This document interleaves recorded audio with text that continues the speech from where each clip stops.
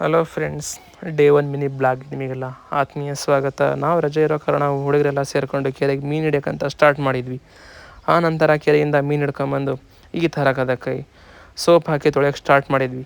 Soap ಹಾಕೋ ತೊಳೆದ್ರೆ ಮೆಟ್ಟಲು ಹೊಡಿತಾರಂತ ಆಮೇಲೆ ನಾವು ನೀರಲ್ಲೇ ತೊಳೆದ್ವಿ. ನಂತರ ಅದಕ್ಕೆ ಸಣ್ಣದಾಗಿ ಪೀಸ್ ಮಾಡ್ಕೊಂಡು ಕಟ್ ಮಾಡಿ ಮತ್ತೆ ಅದನ್ನು ತೊಳೆಯೋಕ್ಕಂತ ಸ್ಟಾರ್ಟ್ ಮಾಡಿವಿ. ನೆಕ್ಸ್ಟು ಚಟ್ನಿಗಂತ ತಯಾರು ಮಾಡ್ಕೊಂಡು ಆ ನಂತರ ಚಟ್ನಿ ಹೋಗಿತ್ತು. ಈ ಹುಡುಗಿನ ಕರ್ಕೊಂಡು ನಾವು ಬಂದು ಚಟ್ನಿಯನ್ನು ತಯಾರು ಮಾಡಿದ್ವಿ.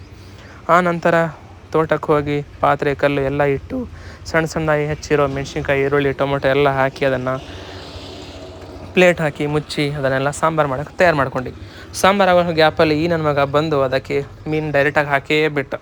ಹೋಗಲಿ ಬಿಡು ನಮ್ಮನಂತ ಸುಮ್ಮನೆ ಆಗ್ಬಿಟ್ವಿ. ನಂತರ ಸಾಂಬಾರು ಕುದಿಯೋಕ್ಕೆ ಸ್ಟಾರ್ಟ್ ಆಯಿತು. ಮೆಲ್ಲಗೆ ಒಂದೊಂದೇ ಪೀಸ್ ಕುದಿಯೋಕ್ಕೆ ಸ್ಟಾರ್ಟ್ ಆಯಿತು. ಆ ನಂತರ ಅದು ಇದು ಅಂತ ಮಸಾಲೆ ಎಲ್ಲ ಹಾಕಿದ್ವಿ. ಘಮ ಸ್ಮೆಲ್ಲು ಆ ಉರಿಯೋ ಬಿಸಿಲಿಗೂ ಈ ಪಾರ್ಟಿಗೂ ಒಳ್ಳೆ ಥ್ರಿಲ್ರಿ. ಆಮೇಲೆ ನಮ್ಮ ಹುಡುಗರು ರೈಸ್ ಮಾಡೋಕ್ಕೆ ಹೋಗಿದ್ರು.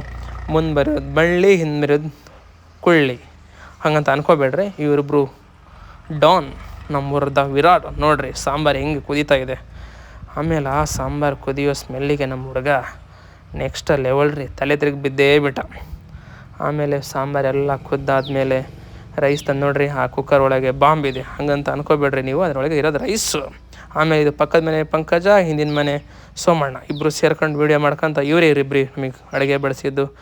ಆ ನಂತರ ಆ ಸ್ಮೆಲ್ಗೂ ಈ ಪಾರ್ಟಿಗೂ ಈ ಥರ ಸೇರ್ಕೊಂಡು ಮಾಡಿದ್ದಕ್ಕೂ ಎಲ್ರಿಗೂ ನೆಕ್ಸ್ಟ್ ತಿಳ್ರಿ. ಆಮೇಲೆ ಇವರಿಬ್ಬರು ನೋಡ್ರಿ ಕಳ್ಳನ ಮಕ್ಕಳು ಅಡುಗೆ ಬಡಿಸಿರೋದು.